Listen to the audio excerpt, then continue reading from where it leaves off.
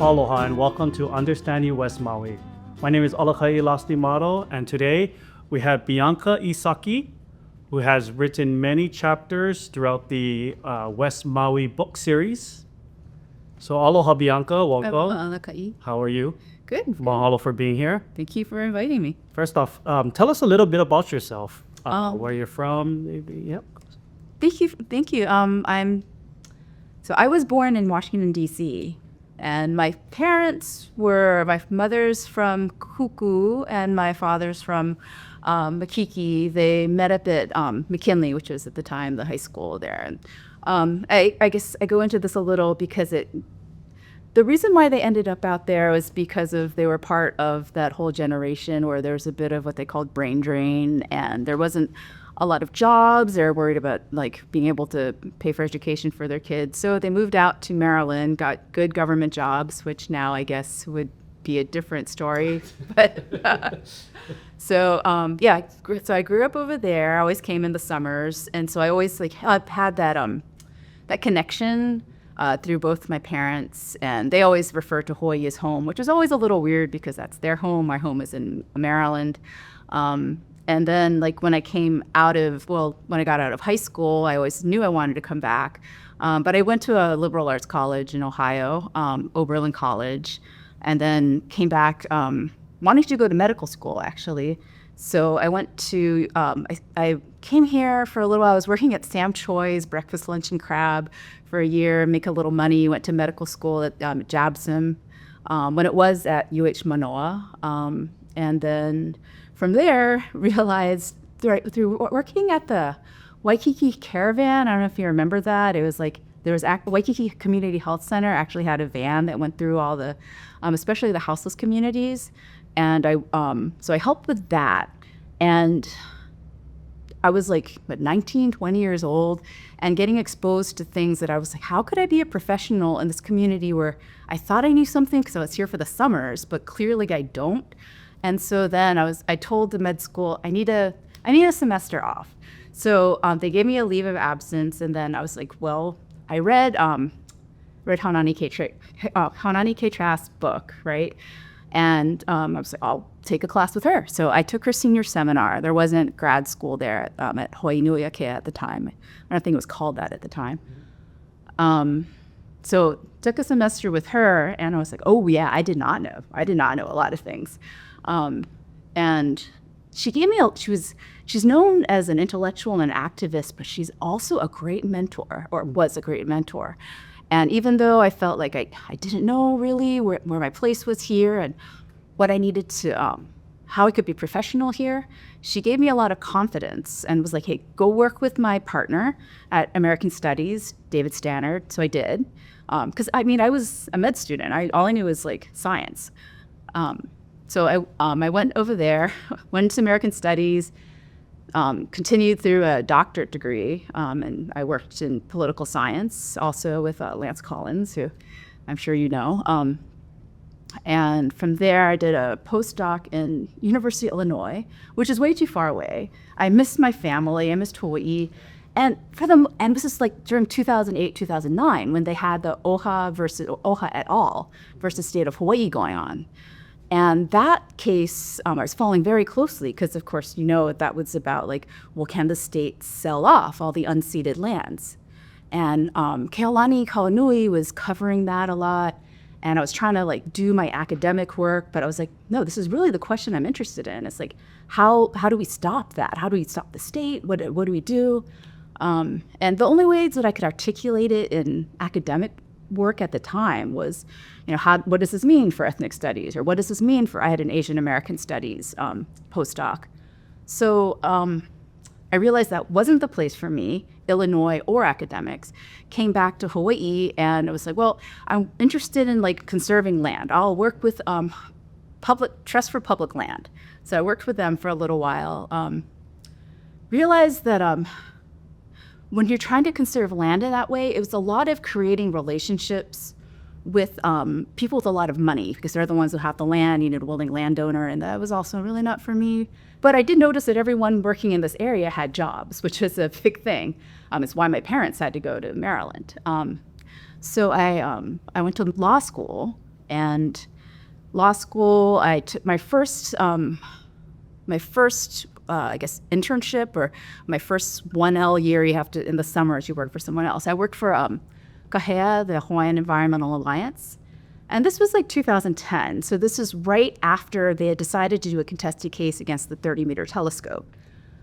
So that's where they slotted me in. And at the time, I was like, oh, is this really like the worst development? But, I learned a lot of things by talking to other people in the community. And anyway, so that was what I did a lot during law school. Came out of law school, and even though I had gotten like scholarships from Bishop Street law firms, they were all like, no, you did a lot of work with different communities that we don't do work with.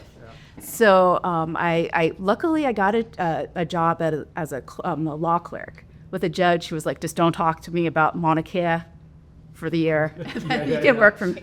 So I did. And then after that, it's like, well, where do I work now? And I called up Lance Collins. And funny story about that one, though. And I know this is going really long. So, I called up Lance Collins asking him, can I work for you? I've seen your work, because he was practicing as a lawyer at the time. I was reviewing his cases. I was like, this is great stuff, very interesting. But his friend Sydney Iokea, who's also an author that I know too, she had just told him, like, oh, my friend's going to call you for a job. Some totally other person, not me. But then I happened to just call him or email him at the time. He was like, yes, let's go to lunch. So I ended up working with him. He was doing a lot of West Maui stuff. And anyway, so that's, I guess, a long answer to that. Yeah, no, that's great. Right timing, right? Okay. Timing at the right timing. Luckily. So is that how you started writing specifically about West Maui? Was your collaboration or getting together with Lance? Yeah. And well, Lance, as you know, is also like an executive director for several nonprofits in West Maui. And it's kind of a combination because both were litigating a lot of cases. The first case that I had worked with him on was Protect and Preserve Kahoma Ahupua'a Association, which is against the Stanford Carr quote-unquote affordable housing development, and making it comply with certain laws. And it's still, I think it's still in settlement today, but that was one. We did a lot of litigation in this area. And I only mentioned that because for myself, I've always been a lot like, why am I writing about West Maui? What gives me, and just as an academic in general, it's kind of like you're going on this path to become a professor, and I was always like, I don't really have something to profess about. I read a lot of books, I can tell you about them, but doing that work with Lance and just the litigation, I felt a little more like, okay, I know something. I spent a lot of time getting into the weeds on these documents, and like this is something I have some critical purchase on. So that's kind of one of the reasons. Yeah. Awesome. Okay, so let's just dig right into these books and these chapters here. So tell us a little bit about the chapter that you wrote on tourism impacts in West Maui. So that one started out, and most of these books and the topics are put together by the genius mastermind Lance. But so he was like, well, Bianca, you've written about plantations. I did my dissertation on plantation organizing and how that did not really match up with leftist organizing for Hawaiian sovereignty. But anyway, so he knew I was interested in plantation history. So he asked me, plantation history of Pioneer Mill, please write about it. So I was writing about, looking at all these interviews and digging up a lot of stuff about specifically Pioneer Mill workers. And one thing that they said that I thought was interesting was back in those days, there was nobody was homeless. So one guy called a makikau. And I was like, okay, well, that's interesting because the person, I'm going to forget his whole name, April something Nuiali'i Makikau, was who married somebody named Safari. He was the first person to convey land to Pioneer Mill. And I was like, oh, so the person, Makikau, is the first person to sell off land to Pioneer Mill, or at least convey it in some way, or maybe it was stolen, who knows. But and then the only person that these Pioneer Mill plantation workers knew who was houseless was also named Makikau. So I started going down that road, and that's kind of what. So the chapter is like, oh, all this plantation history. This is like what people remember, because it's really a lot of these books are kind of maps, like historical maps of like these are the people, these are the places, this is how it used to be. So it starts out there, and then it kind of goes into, all right, this Makekau person, Abel Vahavela Makekau. Turns out he was related to the original Makekau. There's many Makekaus, and his story is really interesting because he was houseless on purpose. I mean, because he kind of ties into this whole history of like a lot of people in Lahaina back, in traditional times actually didn't use houses. It was like there was no mosquitoes. It was like pretty temperate, So I dug up a lot of oral histories because his family kept great records. Like at the Oral History Center at University of Hawai, there's several volumes about their history.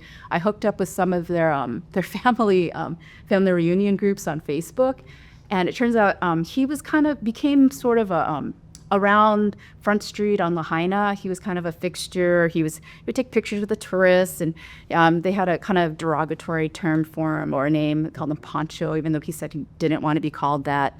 But the families remembered him. He got he was in the newspaper several times as a bit of local color, and also this kind of semi-famous artist painted him. So I got a picture of that too, put it in the book.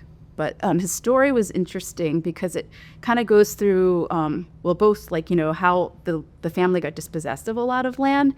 And because it was a family history, there's like all the dirt in there too, in these, at the Oral History Center. So the chapter ends up being kind of about like colonialism and houselessness. Sorry. No, this Long is answer. awesome. I like this kind of stuff. So about the chapter in civil society in West Maui, tell us about that chapter. So so I get confused, civil society and social change. Civil society was the one where, so after almost a century of having the Kahoma Stream dried up because of Peter Martin's Kahoma Land Company and other reasons, the Archikalepa, Kamalu Kahalavai is kind of their organization, but Archikalepa, Kiahi, Tiare Lawrence, but other Kiahis too. They reopened some the kalo fields of their traditional ones in the stream. Oopu came back, and like it was. I think that chapter was like called the Once and Future Farmers of Kahoma, and just kind of detailing that one again is on kind of just a geography. This is where it is. These are the people involved, and just kind of documenting their work. Okay, so let's just go right into the social change. Okay, You read that out. The social change one, I was just trying to.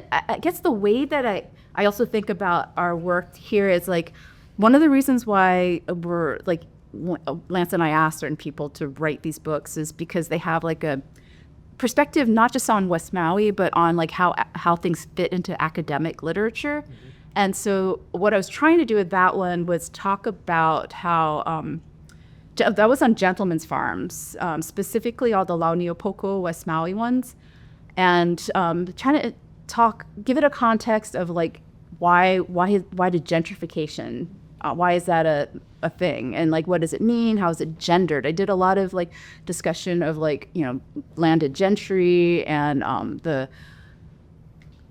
masculine colonial forms that like informed what it meant to tame the wilderness by making these farms, and what the landed gentry is supposed to be doing. Like they're supposed to be doing like hunting and patrolling and taming the wilderness, but and then also matched it up with like the literature from real estate realtors who were trying to sell these like up to $16 million houses. Like there's hiking trails and all this stuff. And of course, at the same time, we had been litigating about the water that is sucked up into this area and how it's depriving like other kuleana users that exist and ones that could exist and ones that previously existed of like their whole like a cultural life world.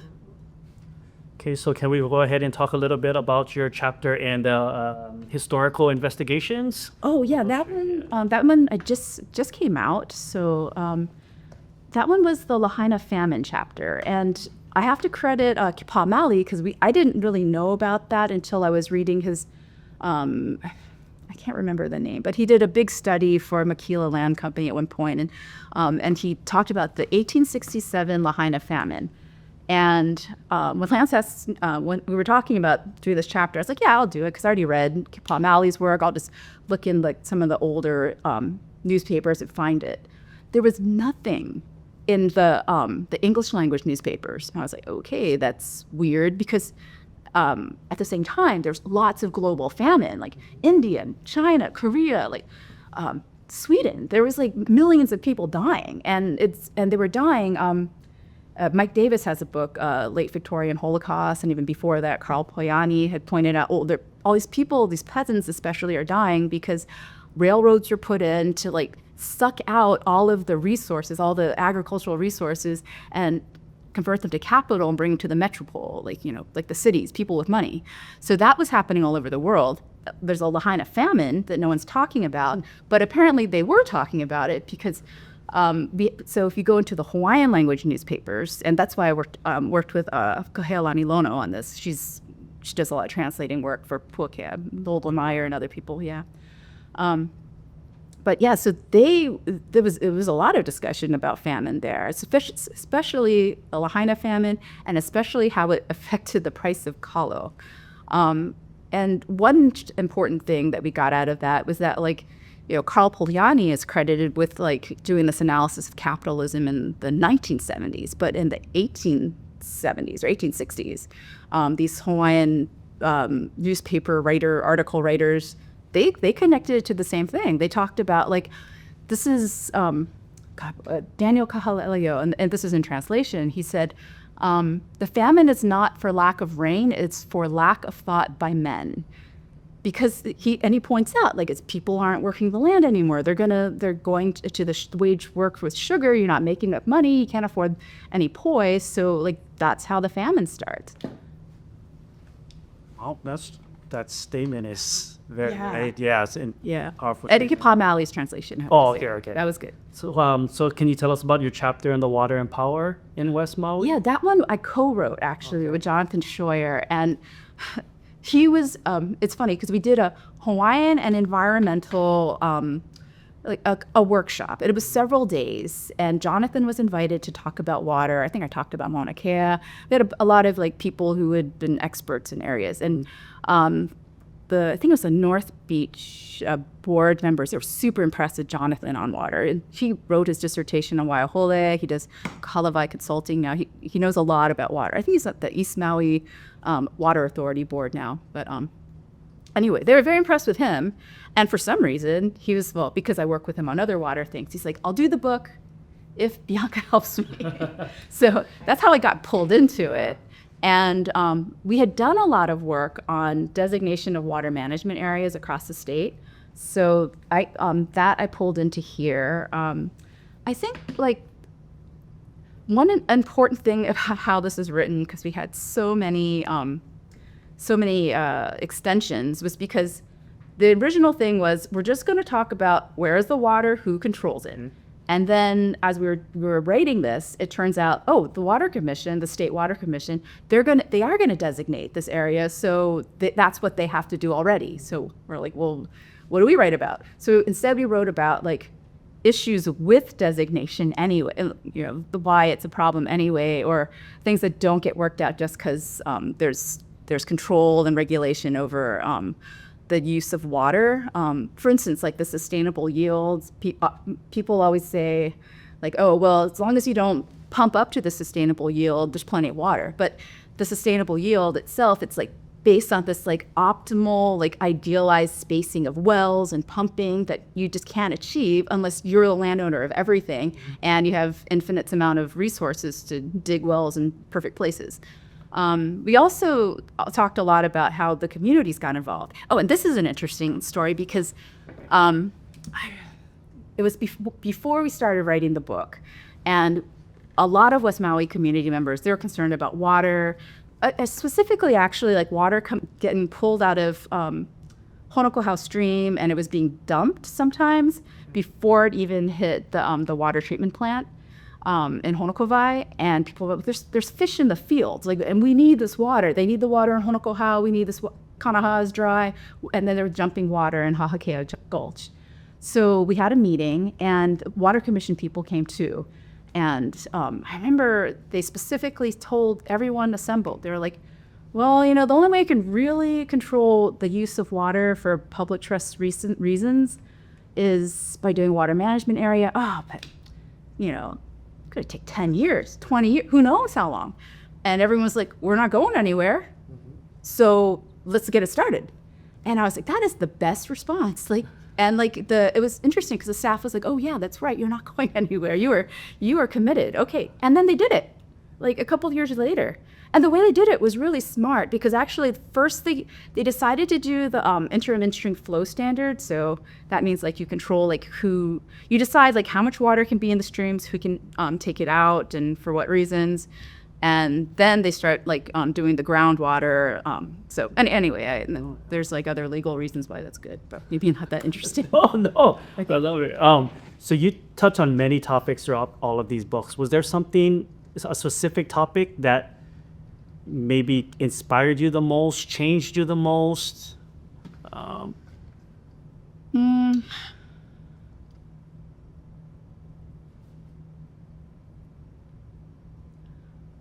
Surprised you the most? Yeah, and we didn't talk about it specifically in the books, but there's a documentary coming out about the kapu ohana in Kaula Valley, and I did not realize how important this trial was. And it was, I'm sorry, I keep talking about Lance. I'm sure you'll know Lance. But he was like, you know what, Bianca, and I had never done a trial. This was like, I had maybe been out of school for a couple of years.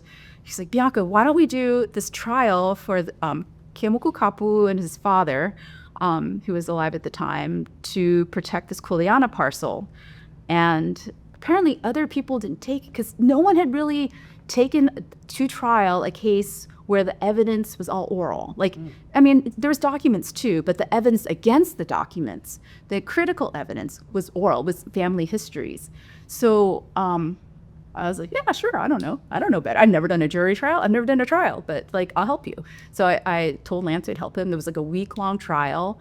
But luckily the kapu ohana, especially like Kalani Kapu and Victoria White, his sister, they had excellent memory of like going back, generations after generations, and like even all the pilikias in between, like, oh, it says like Pili Kikai, but like it wasn't Pili Kikai, it was, you know, Kikai Pili. And anyway, like he remembered everything.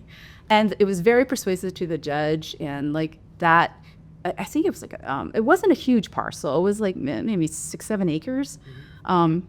I was called a pa'a, and the jury was like, yes, that is your land. It is not, and they went against Makila Land Company for that. So, and that was inspiring after the fact, after I realized like how hard it was just to get that little bit, and like how it motivated other people to do some of the same. And so what do you hope that your readers take away from the West Maui book series? There's something that you hope your readers will take away from all of these? I hope that they can find it useful, and like, I mean, who knows how people are going to use it. And I mean, all I hope is that people like value the work that other community members have done, and the persistence of families, and like just value like what these West Maui families and people have done, and work towards more of that. I know maybe a big question that a lot of people have regarding Lahaina and the fires was the water situation. Can you tell us a little bit about the water situation directly after the Lahaina fires?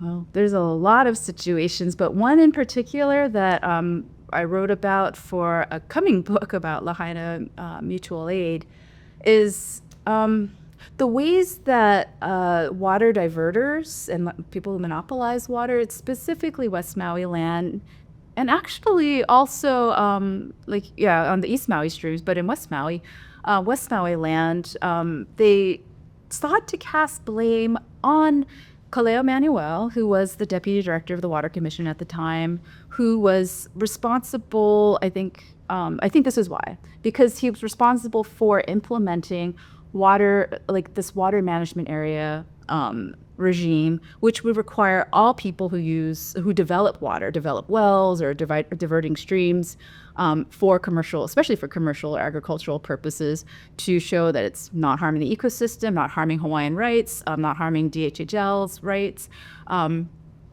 And that is a problem for diverters. So anyway, so what happened after the fire was that West Maui Land wrote a letter to the chair of the Water Commission, and Don Chang, and said, "Hey, we asked Deputy Manuel for water, for permission to divert water away from the stream to our reservoirs, so we could fight fires," which was disingenuous because they couldn't use those reservoirs to fight fires. There's too much wind for any helicopters to come and dip out of those reservoirs. I mean, and they're not hooked up to the municipal systems that couldn't go through the fire hydrants.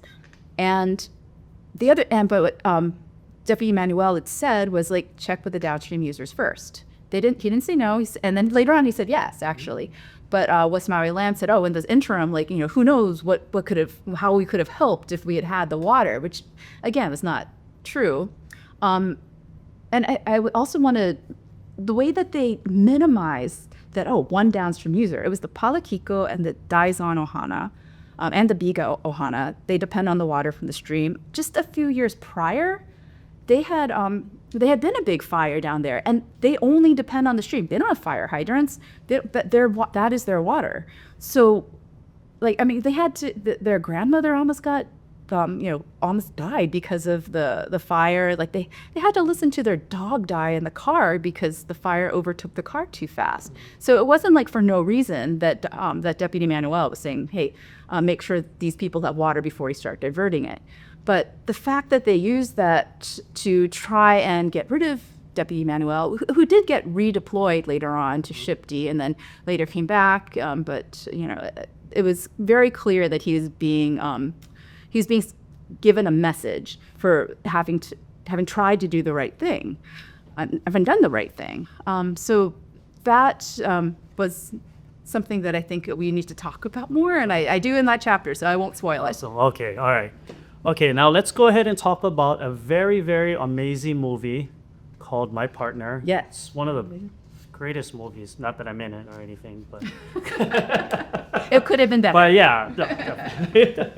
But we'll go ahead and talk about the movie My Partner, and let's talk about that and its significance to Lahaina. Well, I mean, just for the first part is that it was videoed before the fire, so there is all these areas and places that are not there anymore. It's just as a document of those, it's really important. And one thing I really appreciate about that film was that it does. I mean, it's kind of like it's a lighthearted romantic film, but it's very, I think, attentive to as attentive to like community dynamics and racial dynamics, and it does it in this really nuanced and kind of like not aggressive way. Not that aggression's bad, but I think that gets through to a lot of people, and so I think it's an important film for those reasons. Yes. Well, Bianca, mahalo for all of your ike and for being here again.